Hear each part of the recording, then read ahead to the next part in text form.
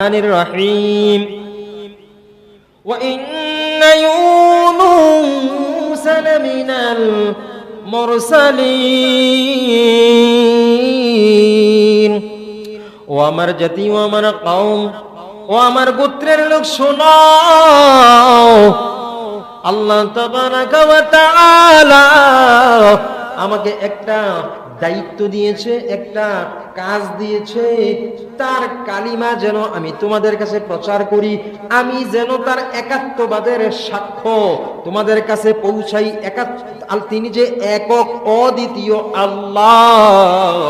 সমস্ত কিছুর পূজা ছেড়ে দিয়ে, তাগুতের পূজা ছেড়ে দিয়ে, দেবদেবীর পূজা ছেড়ে দিয়ে সব ছেড়ে দাও। একমাত্র যিনি আল্লাহ, ওই আল্লাহর গোলামি করো। বলো লা ইলাহা ইল্লাল্লাহ। আদম সফিউল্লাহ থেকে মুহাম্মদুর রাসূলুল্লাহ সাল্লাল্লাহু আলাইহি ওয়াসাল্লাম পর্যন্ত যত নবী পয়গম্বর, লক্ষাধিক নবী পয়গম্বর রাসূল এসেছে, সমস্ত নবী রাসূলদের কালিমা একমাত্র কালিমা কি? লা ইলাহা ইল্লাল্লাহ। আল্লাহ ছাড়া আর কোনো মাবুদ নাই, আর কোনো ইলাহ নেই, ইবাদতের উপযুক্ত আর কেহ নাই। এই কথা বলে বলে সমস্ত নবীগণ আদম সফিউল্লাহ থেকে মুহাম্মদুর রাসূলুল্লাহ সাল্লাল্লাহু আলাইহি ওয়াসাল্লাম পর্যন্ত সমস্ত নবীগণ বলেছেন আল্লাহ ছাড়া আর কারো গোলামি করা যাবে না, আল্লাহ ছাড়া আর কারো দাসত্ব করা যাবে না, আল্লাহ ছাড়া আর কারো হুকুম মানা যাবে না, আল্লাহ ছাড়া আর কোনো ক্ষমতাকে প্রাধান্য দেয়া যাবে না। এই কথাই সমস্ত নবীদের কথা, এই কথাই সমস্ত রাসূলদের কথা, এই কথাই আল্লাহর সমস্ত পয়গম্বরদের দাওয়াত। বলো লা ইলাহা ইল্লাল্লাহ। আমরাও পড়ি লা ইলাহা ইল্লাল্লাহ। আমরা জানি লা ইলাহা ইল্লাল্লাহ মানে কি? আল্লাহ ছাড়া আর কোনো মাবুদ নাই। মাবুদ কি? মাবুদ কি? ইলাহ নাই। ইলাহ কি? ইলাহ বলতে কি বুঝাই? মাবুদ, ইবাদতের উপযুক্ত। ইলাহ বলতে যার ইবাদত করা হয় তাকে বোঝানো হয়, যার ইবাদত করা হয়। আল্লাহ তাআলা এই কালিমা সমস্ত নবীদেরকে, পয়গম্বরদেরকে দিয়েছেন। আমরা উলামায়ে কেরাম এখন জাতির রাহবার, আমরাও সবার কাছে কাছে ধারে ধারে পৌঁছাই দেই লা ইলাহা ইল্লাল্লাহ। যখন পড়াই বলো লা ইলাহা ইল্লাল্লাহ, পড়ানোর সময় খুব মজা লাগে, পড়ে মুখস্থ করে, এবং এইটা পড়ে নিজেকে ইমানদার দাবি করে। এখন আমি বললাম লা নাই, ইলাহা ইবাদতের উপযুক্ত আর কেহ নাই ইল্লাল্লাহ, আল্লাহ ছাড়া। এখন যদি আমি আল্লাহর ইবাদত, ইবাদতের উপযুক্ত আল্লাহ ছাড়া কেউ নাই এই কথাই বলি, তাহলে পৃথিবীর দুনিয়ার আর কারো খুশির জন্য কিছু করা যাবে? করা যাবে না। যতক্ষণ পর্যন্ত আমি পড়াবো আপনাকে লা ইলাহা ইল্লাল্লাহ, আপনি পড়বেন। আমি যখন বলবো বলেন আল্লাহ ছাড়া কোনো মাবুদ নাই, আপনি সেটাও পড়বেন, মানবেন। যদি বলি কায়েম করেন, তখন বিপদ।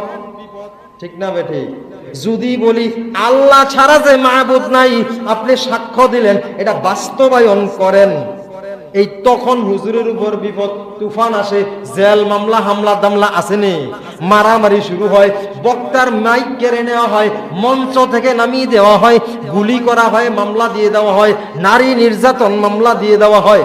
হ্যাঁ, আফসোস আফসোস। আল্লাহ, আজকে সকালে আমি যখন এই কিতাব নিয়ে ঘাটাঘাটি করছিলাম, মাঝে মধ্যে কিতাব, মাঝে মধ্যে তাফসিরের কোরআন, তাফসির কোরআন শরীফ, কখনো আরবি পড়তে হয়, কখনো তাফসির পড়তে হয়, কখনো হাদিসটা পড়তে হয়, কখনো কোন মুফাসসিরিন কি উল্লেখ করেছে, কি বলেছে, এই মতটাকে দিয়েছে সেইটা দেখতে হয়। কোন হাদিসটা এই পরিপ্রেক্ষিতে এসেছে, এই হাদিস কে জয়ীফ বলেছে, কে হাসান বলেছে, কে সহিহ বলেছে, এইগুলা কিতাব থেকে দেখতে হয়, তারপরে আলোচনায় বসতে হয়। এত সহজ নয়।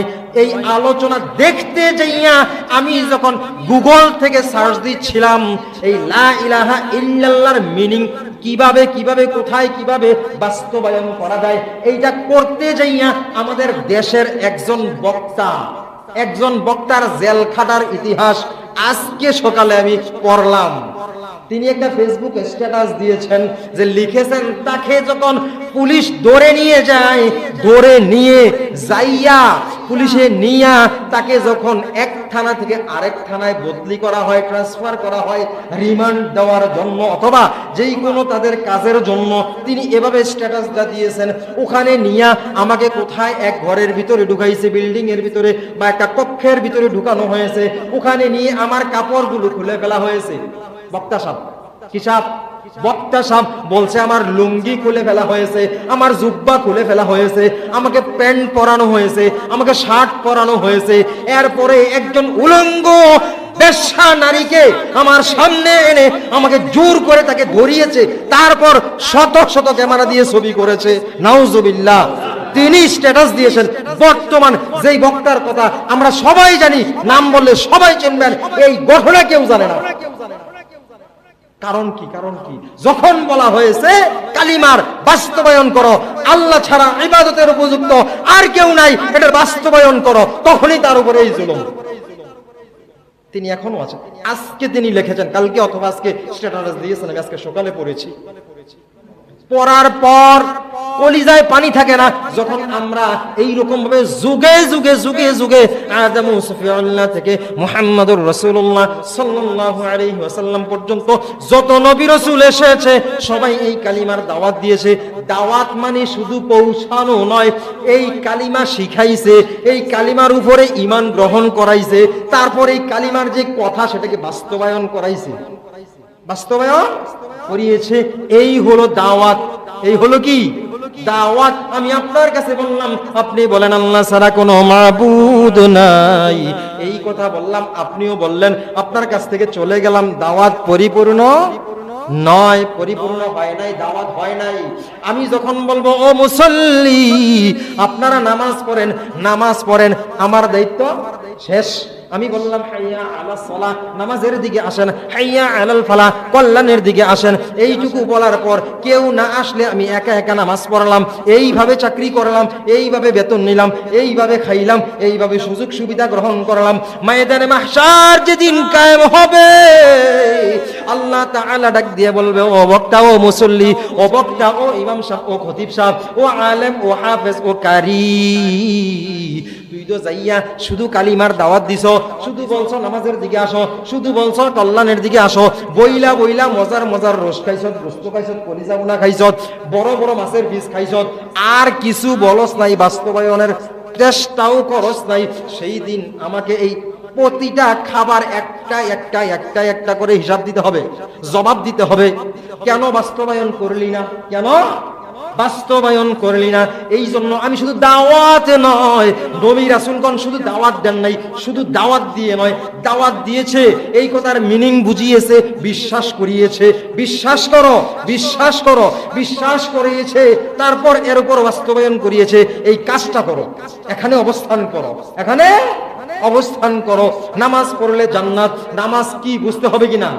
না শুধু নামাজ পড়লে জান্নাত বললে হবে?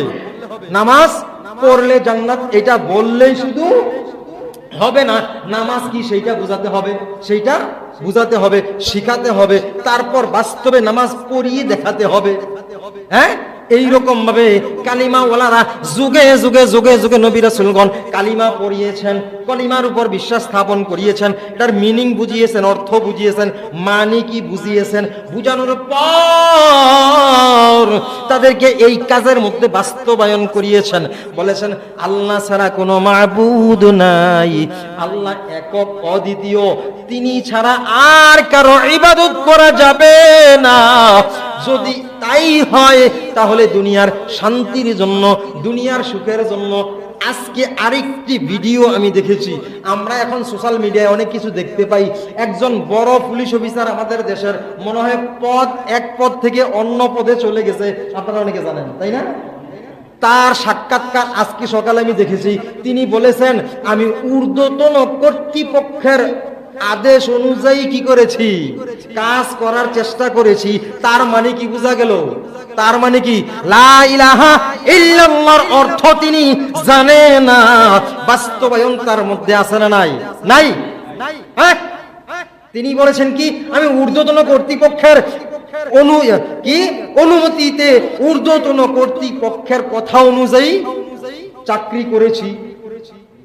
যখন তাকে জিজ্ঞাসা করা হলো, আপনি এই যে ছাত্রদের ব্যাপারে, আন্দোলনের ব্যাপারে, এই যে হাজার হাজার নিরীহ ছাত্রদেরকে গ্রেফতার করা হচ্ছে, কেন করেছেন, আপনি কি মনে করেন, এই ধরনের প্রশ্ন সাংবাদিকরা করেছে। তিনি বলেছেন, আমি ঊর্ধ্বতন কর্তৃপক্ষের আদেশ অনুযায়ী চাকরি করেছি। তার মানে তিনি আল্লাহকে ডর পায় নাই, আল্লাহকে ভয় পায় নাই। তিনি আল্লাহ ছাড়া আর কারো ইবাদতের উপযুক্ত কেহ নাই, এই কথার মিনিং তিনি জানে না।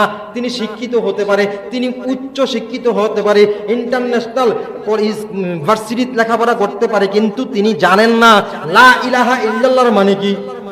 হ্যাঁ, এই জন্য দেখেন আমাদের গ্রাম অঞ্চলে সাধারণ 5,000, 7,000, 10,000 টাকা বেতনে যেই মক্তবের ড্রাইভার মসজিদে চাকরি করে অল্প টাকা বেতনে, উনিও এইরকম মিম্বরে বৈশা যখন লা ইলাহা ইল্লাল্লাহর মিনিং জানে, এই দেশের কোন সরকারকে, কোন ক্ষমতাকে, কোন প্রশাসনকে ভয় পায় না। কারণ কি, তার পকেটে টাকা নাই, ঘরে চাউল নাই, ঘরে সদাই নাই, ঘরে শক্তি নাই, পাওয়ার নাই, পেছনে বড় ভাই নাই, মামা নাই, কেউ নাই, তবুও কাউকে ভয় পায় না। কারণ তিনি জানে লা ইলাহা ইল্লাল্লাহর মিনিং কি।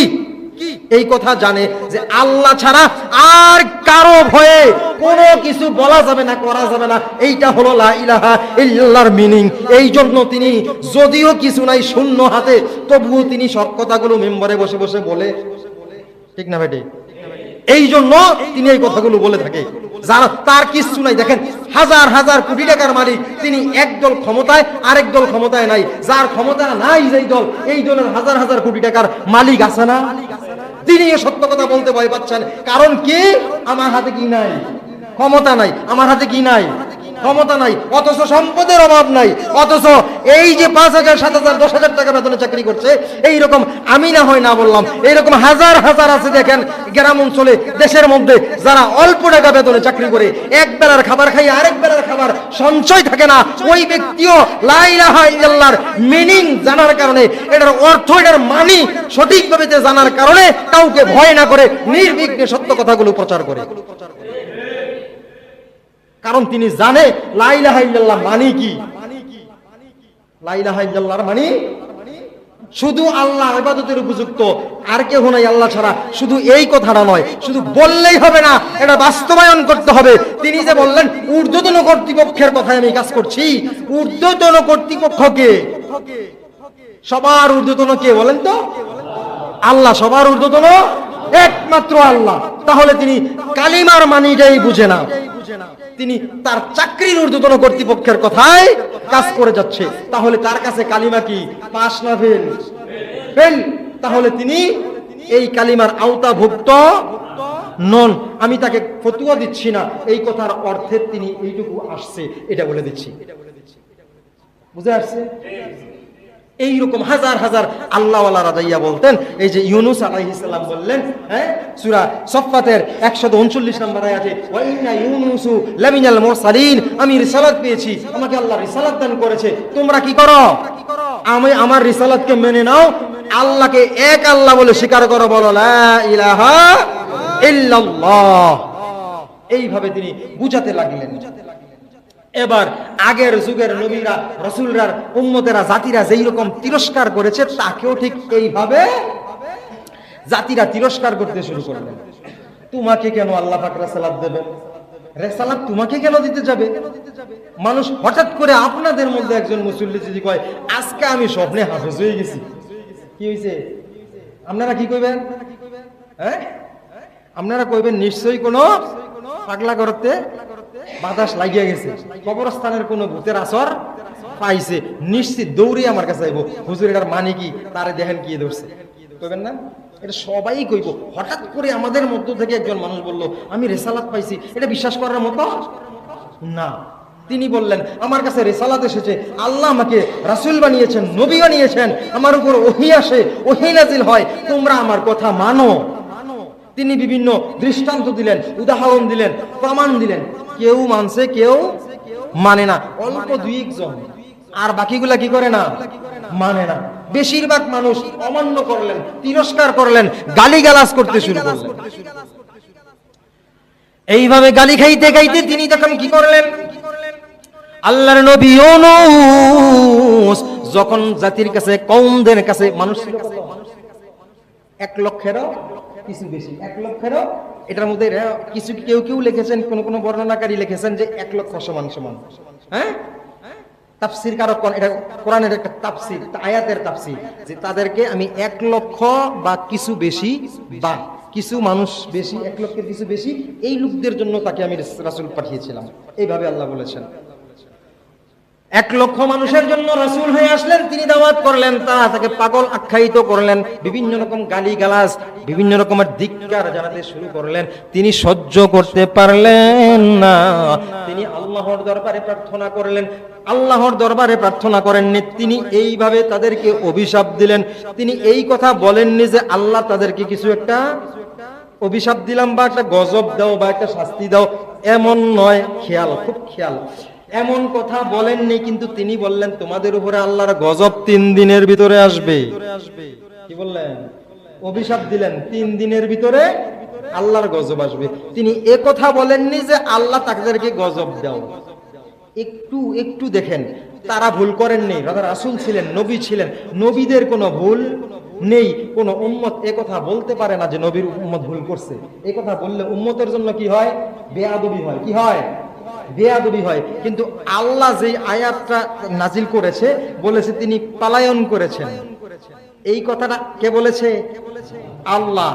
আল্লাহ বলেছে, কিন্তু আমরা এভাবে বলতে পারি না। তবুও কথাটা তো বুঝাতে হবে আপনাদেরকে, সেহেতু আমি সমস্ত কথাগুলি উপস্থাপন করছি।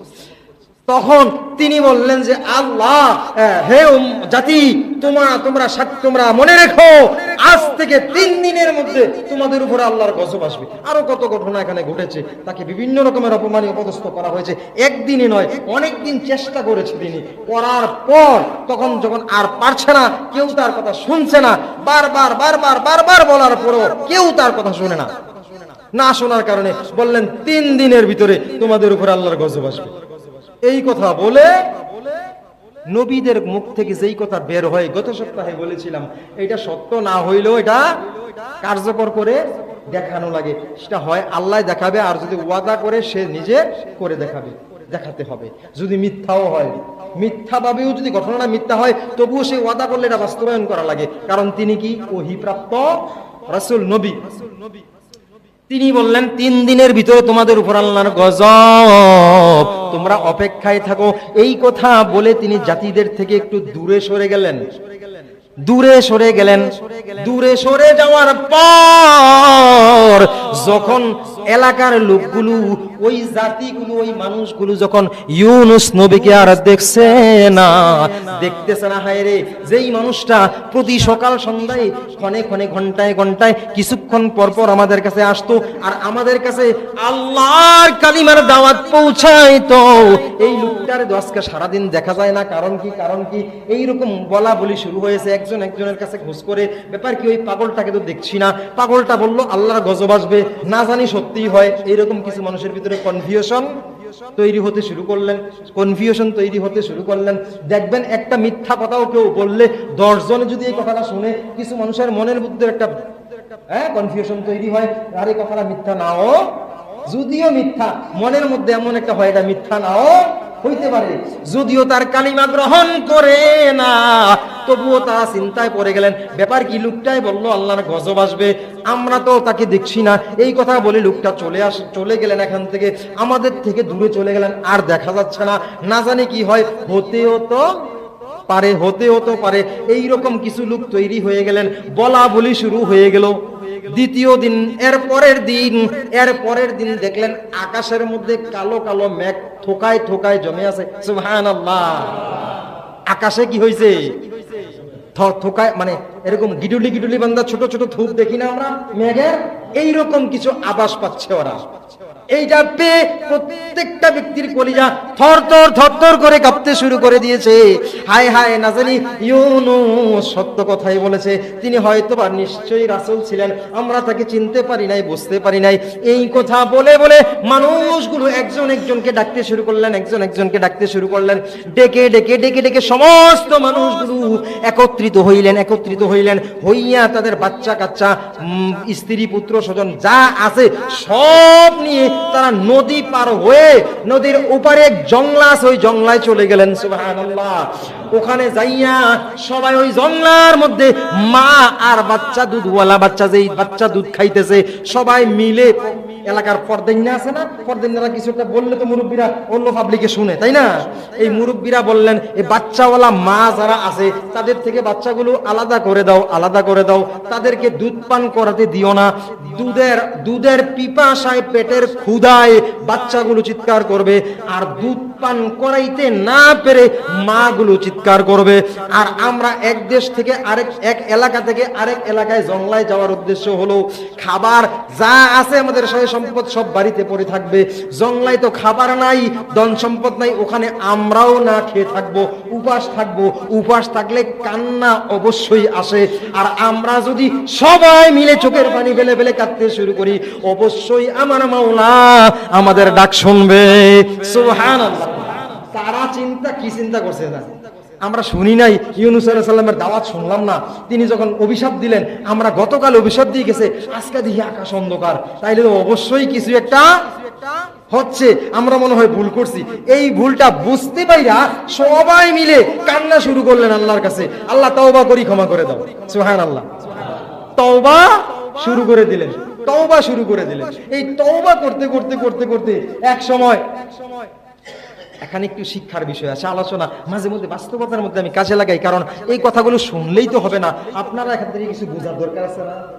ভুল করছে কে বলেন তো? ভুল নয়, যদিও এটা ভুল নয় আমাদের চোখে নয়, আল্লাহর চোখে এটা ভুল। তিনি কি করছেন? আল্লাহর কাছে জিজ্ঞাসা করেন নাই, আল্লাহর কাছে আযাবের জন্য প্রার্থনাও করেন নাই, নিজে থেকে রাগে গুসায় বলছে তোমাদের উপরে 3 দিনের মধ্যে গজব আসবে। এই কথা বলে তিনি কি করছে? চলে গেছে। আল্লাহর হুকুমের অপেক্ষা করে নাই।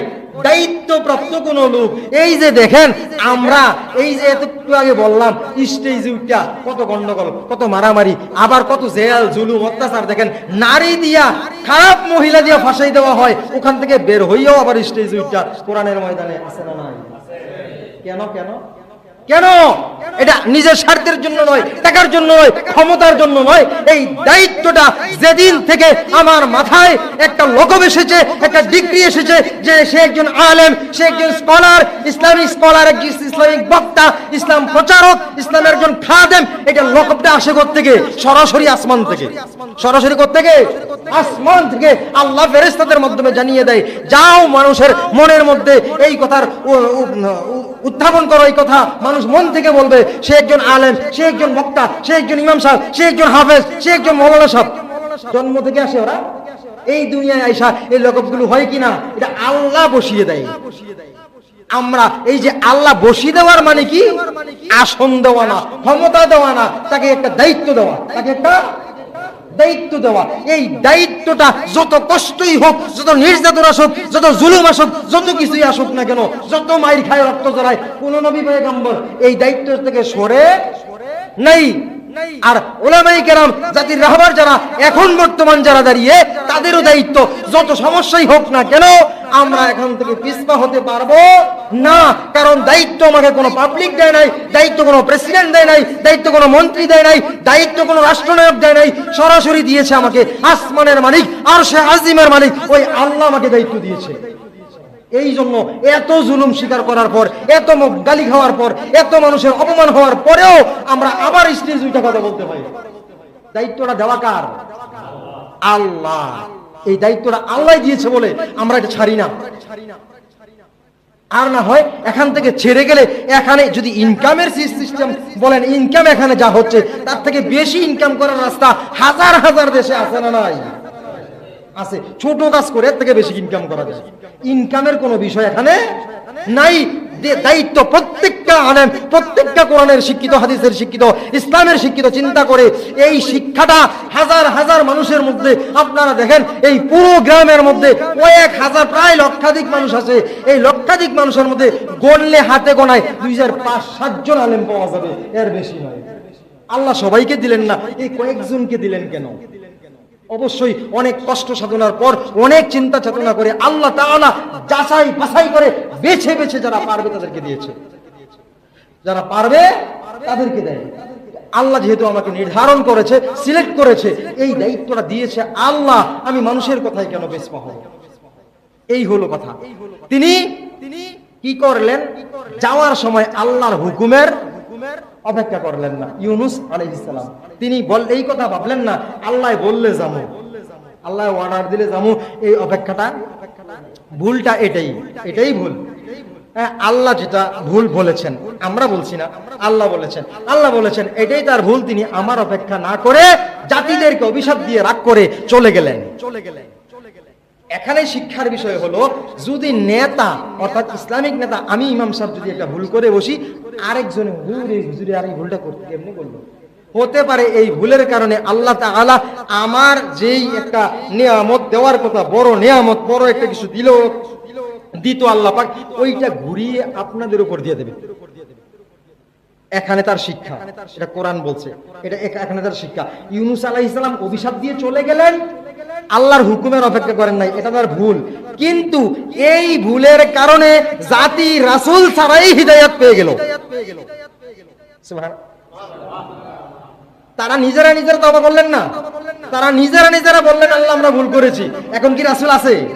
নবী আছে তাদের কাছে? কেউ নাই। কিন্তু তারা নিজেরা বললেন আল্লাহ আমরা ভুল করেছি, আমাদের তওবা কবুল করুন। যখন তারা এভাবে কাঁদতে শুরু করলো, আল্লাহ তাদের তওবা কবুল করে তাদেরকে হেদায়েত দিয়ে দিলেন। এখানে রাসূল নবী কেউ নাই, যদিও তিনি একটু মিস্টেক করেছেন, এই মিস্টেকের বদৌলতে আল্লাহ তাআলা জাতিদেরকে হেদায়েত দিয়ে দিয়েছেন। বুঝাইতে পারছি?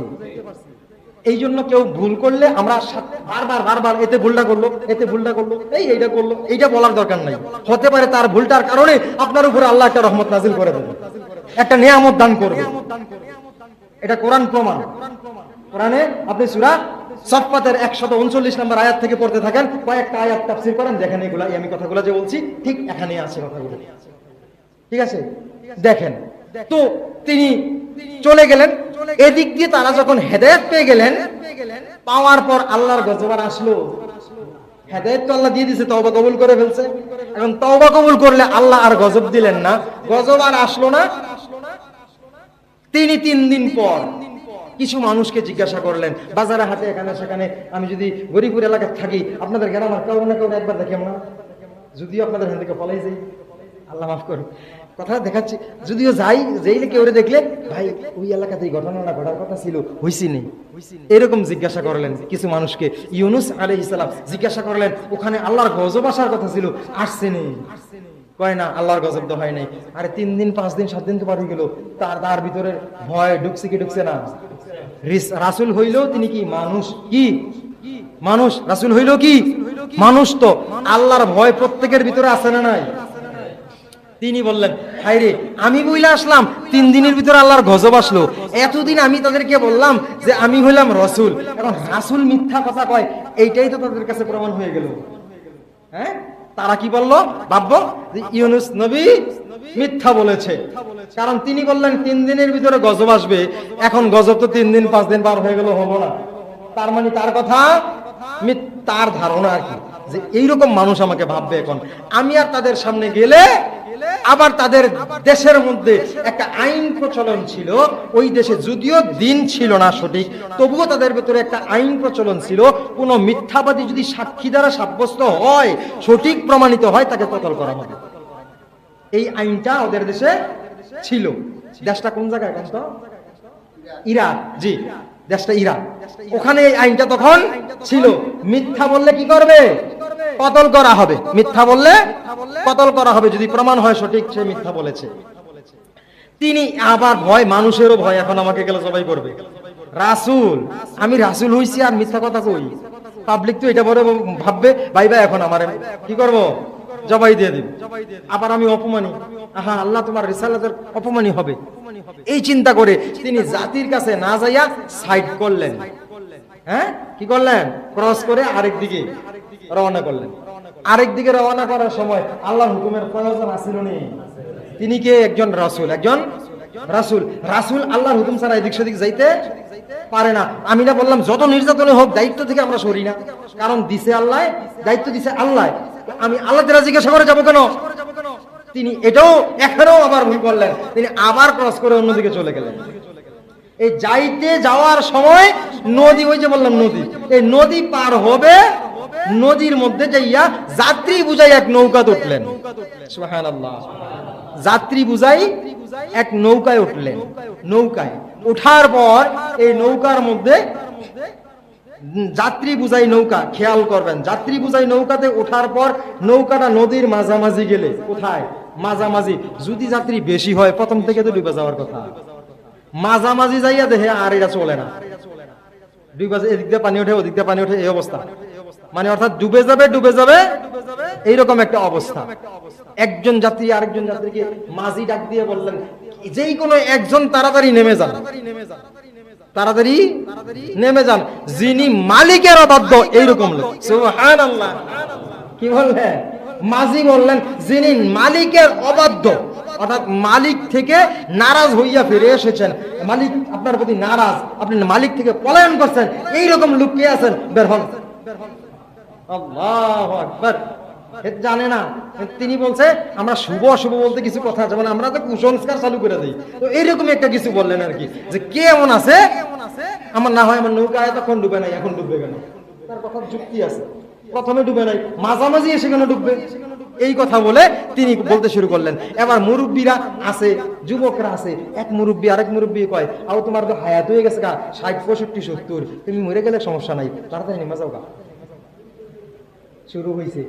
এবার মুফাসসিরিনগণ এইভাবে কথাগুলো লিখেছে, একজন আরেকজনকে বলে, আরেকজন আরেকজনকে বলে তুই নাম, আরেকজন আরেকজনকে বলে তুই নাম, তুই মরলে আমি বাঁচি, তুই মরলে পুরা জাতি বাঁচে। এক নৌকার মধ্যে শত শত প্যাসেঞ্জার আছে না নাই?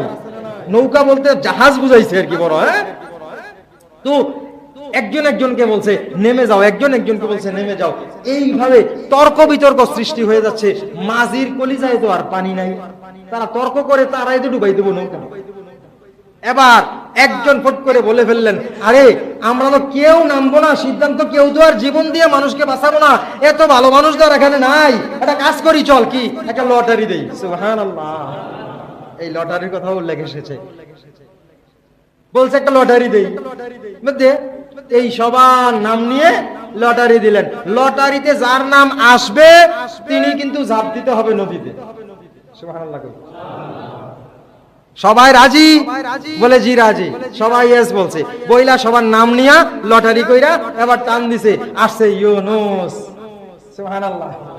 কার নাম? যদি ইমাম সাহেবের নাম এইরকম করে লটারি আইতো আপনারা সামনে, তাইলে আপনারা কি করতেন? বাস মনে হয় একটু আস্থা থাকলো, নাহলে সব ইমাম সাহেবের ভিডিও ভাঙ্গে চালানো উঠে। ইমাম সাহেবটা অপরাধীর লটারি আপনার নাম উঠতে যায়। হ্যাঁ, এখন যদি দেশের অবস্থা খারাপ চলতেছে আর যদি কয় বলে ইমাম সাহেবের নামে তো মামলা করছি, একজন মুসল্লিরও সামনে হজত না, তো ব্যাপারটা এরকম আকাম করছে কি আর?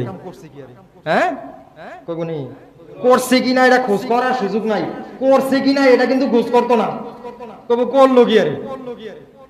হ্যাঁ, আমরা আই গেরে পুলিশ লাগে ওখানে। ইউনুস আলাইহিস সালামের নাম কিসের তালিকায়? অপরাধীর তালিকায়। কিসের তালিকায়? অপরাধীর তালিকাটা সিলেক্ট করতেছে এরা, লটারি টাইম না, যে অপরাধী সে নামবে। নাম উঠলো ইউনুস আলাইহিস সালামের। কিছু কিছু মানুষে দেখা কয় এই লোকের এই কাম করছে মনে হয় না। সমাজে এমন কিছু লোক আছে যারা কয় আরে এই লোকটারে দেখে এমন মনে হয় না রে যে কাজটা করতে পারে। হ্যাঁ, কারণ হলো আল্লাহ তাদের ব্রেনে এরকম কিছু ঢুকাই দেয়, কিছু ভালো সাক্ষী তাদের পক্ষে থাকে। সুবহানাল্লাহ।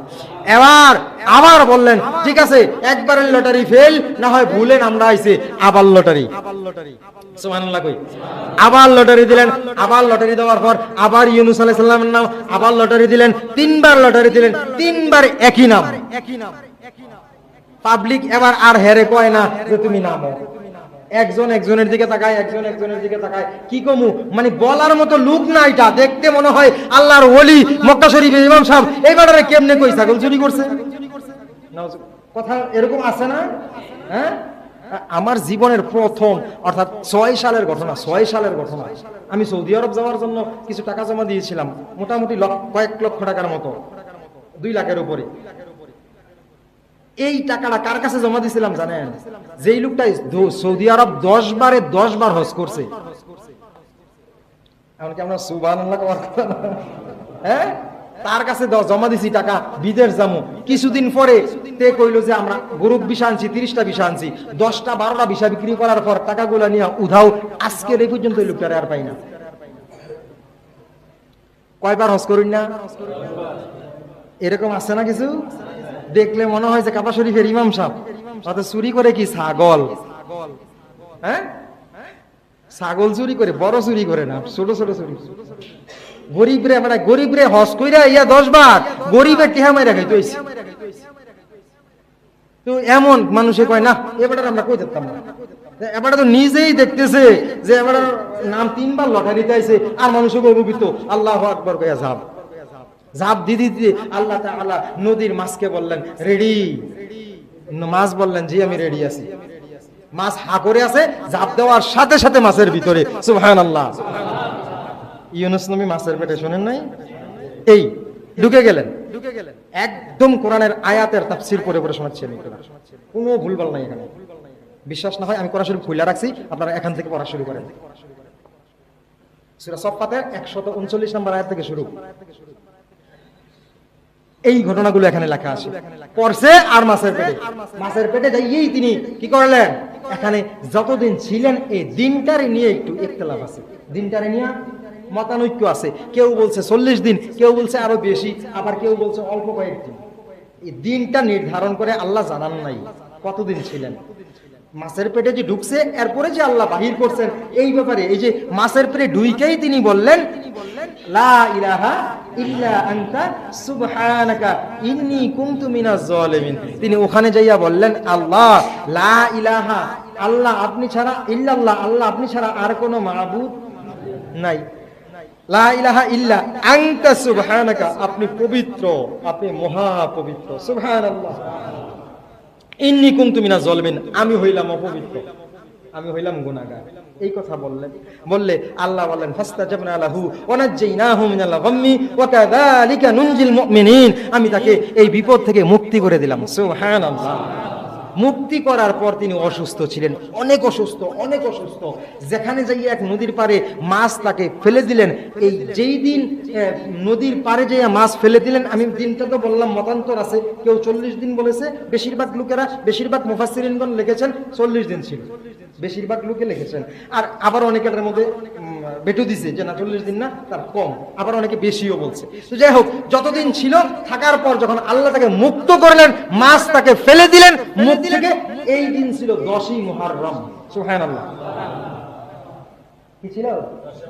10ই মুহররম। তাকে অসুস্থ, ক্লান্ত, দুর্বল অবস্থায় নিয়ে নদীর পাড়ে ছাড়লেন।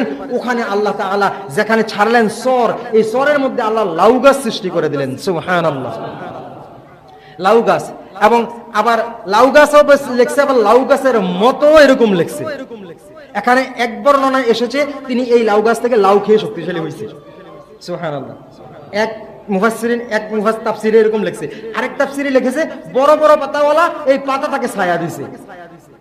এটার মধ্যে আবার আরেক রকম বোঝা যায় এরকম। যে যাই হোক, এখান থেকে তিনি আল্লাহ পাক সুস্থ করলেন, সুস্থ করে বললেন তোমার জাতির কাছে যাও, তোমাকে তারা কিছু করবে না, সুবহানাল্লাহ।